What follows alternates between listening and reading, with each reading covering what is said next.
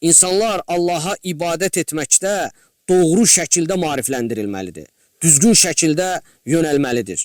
Və bunu da yalnız kim yönəldə bilər? Yalnız şəriət elmlərini bilən şəxslər insanları doğru şəkildə, düzgün şəkildə xurafata yox, doğru Allah Taala'nın göndərdiyi saf və pak İslam dininə yönəldə bilər. Ona görə hər bir mömin, hər bir müsəlman əlindən gələn qədər dəstək olmalıdır.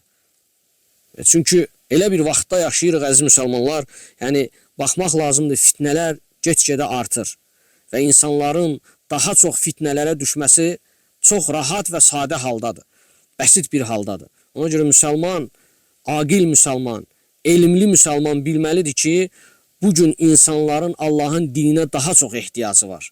Və elmli müsəlmanla yanaşı, digər müsəlmanlar da Allahın göndərdiyi dinə dəvət etməkdə bu yükü üzərinə götürməlidir. Yəni, elm əhli ilə bərabər Allahın dininə dəvət etməyə dəstək olmalıdır.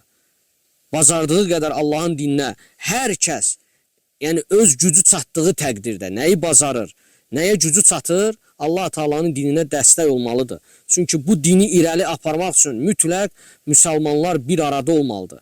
Müsəlmanlar Allahın dininə dəstək olması üçün mütləq bir yerdə olmalıdır ki, Allah Subhanahu Taala'nın dini irəli getsin.